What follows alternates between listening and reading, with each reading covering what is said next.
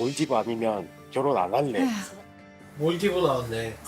네가 그래 가고 싶어하면 몰디브. 내가 안 간 곳 해가지고 네가 짜오라 했잖아. 근데 네가 못 짜잖아. 스무고개지 않아?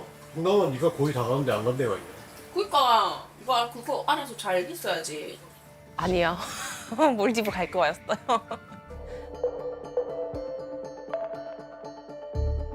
그리고 애가 생기기 전인데도 애기를 키우려면 기저귀 가방이 필요한데 좀 커야 된다. 한 500만 원 줬어요. 가방 사라고. 에? 아, 가방 사라고? 소리야. 언제? 여러분 그래도 우리 대기 씨도 입장이 있지 이유가 않겠습니까? 있겠죠. 그렇죠. 궁금해요. 너무 궁금해요. 그러니까 우리가 또 효자긴 합니다. 우리 효자긴 한데 효자가 나쁜 건 아니에요. 아, 네. 그렇죠? 나쁜 건 아니에요. 효자 절대 나쁜 게 아니에요. 아내한테도 잘하고 효자면 괜찮아요. 네, 효자긴 합니다. 근데 우리 아버지가 또 시켜서 이혼할 만큼 또 이렇게 주관이 없는 분도 아니에요. 남편만 또 알고 있는 진실 있잖아요. 그죠? 남편이 알고 있는 진실이 있으니까 큰 게 나와야 되는데 큰 게. 우리가 또 바로 영상으로 좀 확인했으면 좋겠습니다.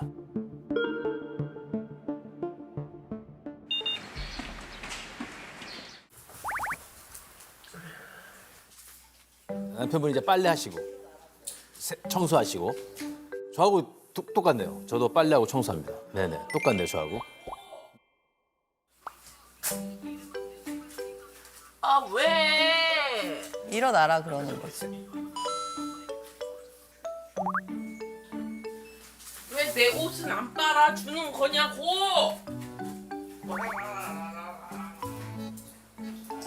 자기 옷만 봐라.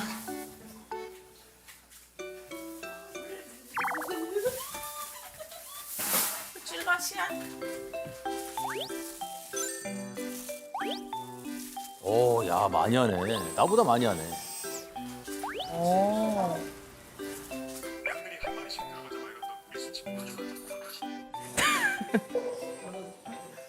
8대2. 제가 8 정도 하고 와이프가 2 정도 하고 있습니다. 솔직히 신랑이 많이 하기는 해요.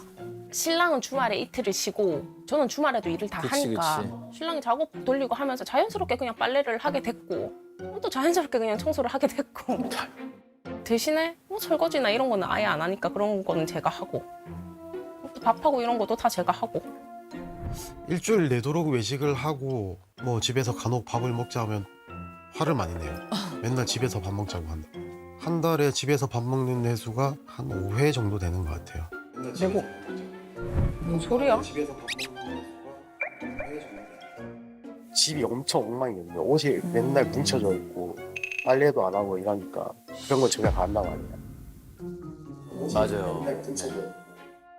나 얼음 졸졸졸해서 나 한 잔 타줘라. 뭐 침대 커버 좀 씌우자니까. 손이 좀 굳혀. 저 하루 종일 계속 저렇게 하면 힘들지, 지치지. 같이 좀 하자. 계속 이제 내 혼자 다 했어. 너도 해 하면 나도 일하잖아 라고 얘기하거든요. 그 얘기는 나도 일하잖아 라고 할 수밖에 없고 그냥 말싸움 하다가 결국 안 하면 제가 해야 되는 거죠. 야, 응? 나 1,300원 벌어 왔어. 아 병 빼고 왔어? 넌 오늘 얼마나 벌었냐? 난 지금 못 벌고 있지. 일 안 하는데 덕분에. 제가 미용실 할 때 아버님이 돈을 이제 빌려주셨거든요. 이야, 1억 2천만 원. 저건 근데 어쩌다 아버님이 해주신 거예요? 이제 저도 결혼을 하고 저는 마산에 있다 여기로 넘어오니까 와야 마산까지 되니까? 출퇴근하기도 힘들고 해주신 거구나. 원래는 임대 이런 쪽으로 알아보고 있는데 거기가 자리가 나왔더라고요. 근데 신랑이랑 같이 보고 오더니 계약하자 해서 계약을 했다더라고요. 아버님이 좀 여유가 있으세요? 아 그렇게 많지는 않아요. 아버지의 노후 자금을 우리한테 다 쓴 거예요. 해주신 거예요. 그때 서로 잘 살았으면 하는 마음으로. 되게 예뻐하셨나 봐요. 그때는 그러셨겠죠. 잘 살라고. 그때는 그러지 않았을까요? 명의가 신랑이랑 저랑 반반 돼 있거든요. 그래서 제가 이제 1년에 1,000만 원씩 6년을 갚기로 했어요. 지금 4천만 원 갚았는데 가보셨구나. 미용실 명의를 옮겨달래요. 이게 부부일 때 넘기는 거랑 남일 때 넘기는 거랑 이게 세금이 차이가 많이 나나 봐요. 그냥 돈 달라고 돈 주셔야 제가 넘겨주죠 하니까 그래서 제가 1억 2천 달라 그랬거든요. 그래서 저는 돈 다 들어와야 명의 이전해주겠다 하니까 아니 이제 그런 누나가 받고 싶어하는 돈 금액도 타당하게 뭐 어떻게 해서 이렇게 산정했는지를 얘기를 해줘야 되기도 좀 그 인정을 하고 할 나도 뿐이에요. 말했어. 가게에 들어간 돈 4천. 집에 딱 올 때 3천. 그것만 해도 7천이잖아. 미용실에 제가 아버님한테 갚은 게 4천만 원이더라고요. 저도 이래저래 한 2천만 원 정도 들어갔거든요. 미용실 할 때도. 뭐 한 6천. 집에 이사 올 때는 제가 딱 3천만 원이 있었거든요. 3천 드리고. 그리고 안에 가전 같은 거 다 제가 샀고. 그래서 그거에 한 1천만 원. 그러면 집에서만 4천? 그럼 아버님 이혼하라니까 아버님도 나한테 위자료 1천만 원 주고 니도 나한테 1천만 원 줘. 응? 그래서 최소 나는 1억 2천은 받아야겠다. 그죠. 더 받을 걸 그랬어요. 그러니까 아버님이 뭐 보험도 예약하고 뭐 어디 돈 뭐 하고 해가지고 만들어서 1억 2천 주시더라고요.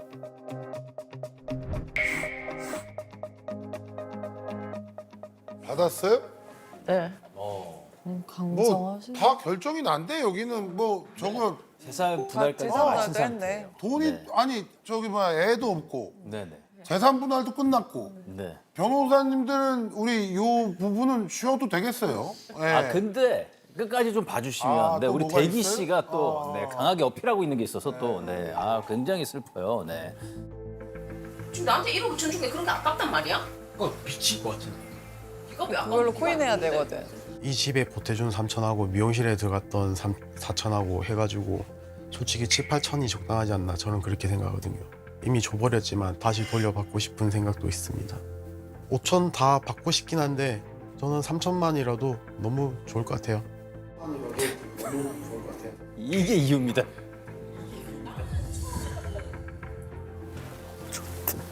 삼천인가 그 위자료로 돌려받고 싶어서 여기 나온 거다 이런 얘기죠? 네. 그거예요. 없던 정도 더 떨어지고요. 돈도 더 받아올 걸 내가 왜 저거만 가지고 왔지? 너무 뒤통수 맞은 느낌이라서. 근데 왜 그때는 주셨어요? 안 줄 수도 있었잖아요. 버티고 있을 수도 있고. 1억 2천 원 주면은 주택이랑 상가랑 저한테 넘기고 강아지 2마리만 데리고 나갈게 이렇게 얘기를 했거든요. 그래서 명의부터 이전해달라 하니까 돈부터 달라 해서 이게 이제 서로 줄 수밖에 없었다. 대화를 나누다가 돈을 일단 먼저 주고 어. 이제 명의를 받은 거죠. 그 미용실 명의를. 나는 처음에는 그래도 대기만 중간에서 조금만 하면은 그래 굳이 뭐 이혼까지 할 정도로 우리가 싸운 적은 없으니까. 근데 아버님이 이번에 이혼을 안 했으면 지금 우리 이혼하고 있겠나? 내가 먼저 근데 아버지한테 얘기했어 이혼하고 싶다고. 아이고야. 아버님이 먼저 나한테 이혼해라 했어. 세상에. 그 전에 내가 얘기했다고. 쇼윈도죠. 저는 이게 마음에서 불만이 많은데 남들 볼 때는 좋아 보이게.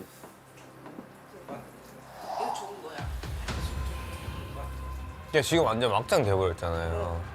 그러니까 중간에 아버님이 끼면 안 되지. 지금 이혼은 아니라니까. 당사자의 문제인데 계속 중간에 아버님이 있잖아 중심에. 아버지가 껴서 뭘 하고 있는데 지금. 변호사를 만나러 갈라 하지. 만나러 그거는 갔고. 내가 부탁을 한 거지. 그거를 네가 부탁을 하면 안 되지 아빠한테. 내가 아버님이랑 이혼하냐? 아버지는 변호사 분들을 알고 계시고 하니까 변호사랑 상담을 좀 받아달라고 제가 부탁도 했고요. 저는 입 밖으로 이혼 얘기를 안 꺼냈는데 와이프는 주기적으로 계속 이혼 얘기가 나오니까 그때부터 꿈틀리기 시작했죠. 이제 내 입에서 이혼 얘기가 나온 거는 이번 연도 3월, 2월, 3월이었던 것 같아요. 설 지나고 와이프랑 이제 못 살겠는데 이혼을 할까요? 했죠. 아내분이 먼저 이혼 얘기를 많이 했어요? 예, 신혼여행 갔을 때도 니 혼자 살아라 얘기했고. 신혼여행 갔을 때도 네. 신혼여행에서 언제 그렇게 말을 했어? 제발 허풍 좀 떨지 마. 쿠알라룸푸르에서 자기가 먹으라 했던 음식 제가 싫다고 하고 햄버거 먹었거든요. 그랬더니 니 혼자 살아라 이랬어요. 아 그거는 농담이지. 그거는 농담. 아까 뭐 진짜로 혼자 신혼여행 가가지고 너 혼자 살아라고 하는 거는 제 기억상에 이혼이라고 처음은 신혼여행이고 두 번째 이혼 얘기는 신혼여행 갔다 와서 그 주에 주말에 이제 장인어른을 뵈러 갈 때 금요일인가 토요일에 갔는데 내일은 우리 부모님이랑 저녁을 먹자 이랬더만 이렇게 효자짓 할 거였으면 엄마랑 같이 살지 결혼 왜 했는데 막 이런 식으로 와, 얘기하니까 나는 전혀 기억에도 없는 일인데 그게 무슨 말이야? 다 기억하고 있어요 이 사람은. 터널에서 얘기했어. 이제 마산 넘어가는 터널에서 장소도 기억하고 있고 여기 다 메모를 해놨다고 이미. 대단하네. 근데 내가 볼 때는 우리 대기 씨는 굉장히 특별한 분 같아. 약간 이런 마음이 있던 것 같아요. 우리 효정 씨는 뭐 별 생각 없이 너 그따구로 하려면 너 혼자 살아 뭐 이러고 했던 거를 계속 쌓아놓은 거예요. 쭉 쌓아놓고 야 오케이 때가 됐다. 아 그러면 진짜 이혼하자. 진짜 이혼하자. 준비가 돼 있다고 마음에 이제. 이게 시아버지가 문제가 아니에요. 본인이 그렇겠죠. 본인 마음이 굳건해요. 아버님이 야 그냥 네가 참고 살아라 하셨으면 참고 사시는 분이세요. 한 번 더 얘기해줘. 도저히 못 참겠는데요. 그래도 참아봐 이렇게 했으면 이혼 안 했을 것 같으세요? 그럼 또 얘기했을 것 같아요. 와 도저히 참아도 도저히 참아도 도저히 안 되겠는데요. 와이프랑 돈은 못 살겠어요. 이 지금 보니까 이게 아버님이 핑계네. 아버님을 앞에다 세워놓고 자기 말을 계속 하신 거네. 그러니까 그거를 왜 저렇게. 그러니까 자기 마음을 얘기한 거예요. 그게 아니, 아버님 때문이 아니야. 자기가 얼굴에다 대고는 못 하겠어. 그래서 아버지 시키는 거예요. 사람이 저렇게 비겁해요?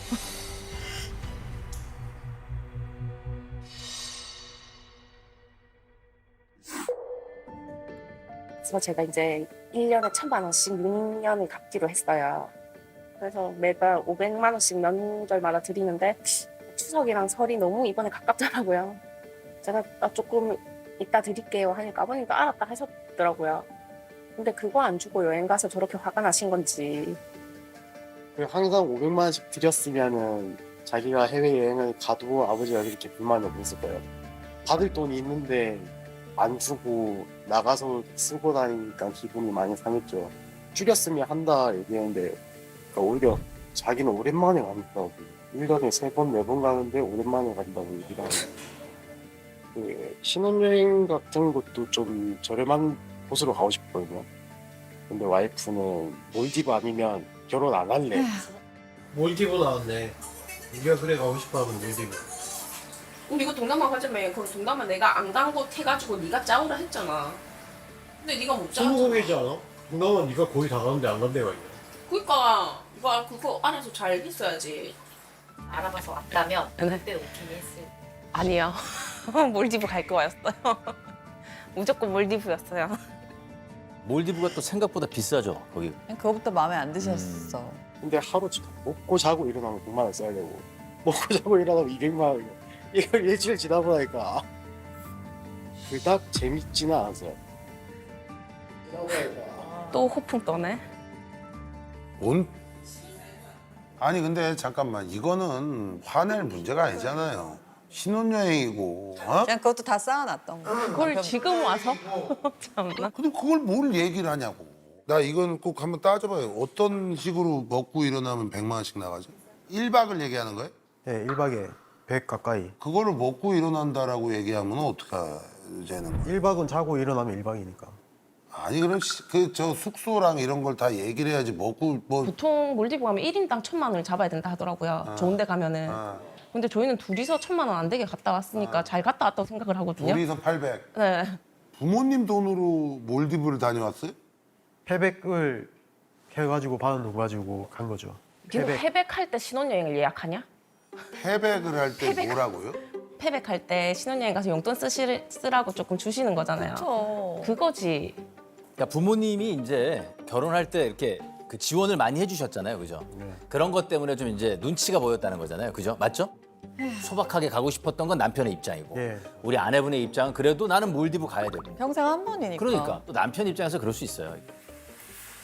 나는 짐을 쌀 거야. 뭔 줄 아냐?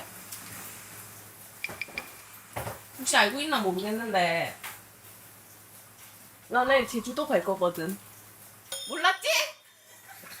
아 제주도가? 해외여행 가지 말라고 하니까 이제 제주도로 간다고 웃기죠. 가든지 말든지 유럽 가가지고 한 2달 안 와도 되고 간신 꺼버리고 싶고.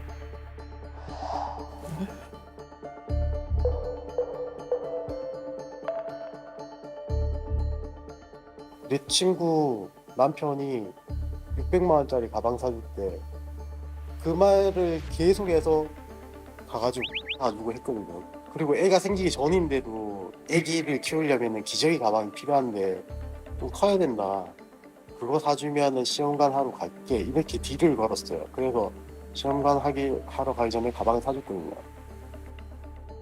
뭔 딜이야. 하러 가기 전에 가방을 아니 근데 아내분은 명품이 뭐 그래도 꽤 많으시네요. 저거 다 결혼 전에 산 거예요. 결혼 결혼하고 전에. 산 거 그 가방 하나 샀어요. 하나. 기저귀 가방 한다는 그거 그건 하나 남편이 샀어요. 사준 거예요? 남편이 100만 원 보태주고 나머지 제가 냈어요. 얼마인데? 정확히 189만 원인가 그랬거든요. 그럼 반반 산 거네. 네, 근데 그 얘기를 그렇게 한 거예요? 네, 정확해요 이건? 네. 가방이 189만 원이래요. 한 500만 원 줬어요. 가방 사라고. 에? 아, 가방 사라고? 소리야. 언제? 제가 대출 받아서 그 코인을 할 때 그랬거든요. 오르면 가방 하나 사주라. 그래서 알겠다 이러고 그때 올랐어요. 올라가지고 이걸 팔고 500만 원을 넣어줬어요. 가방 사라고. 내가 그게 500만 봄에- 원을 주는 걸 기억을 못 하겠어?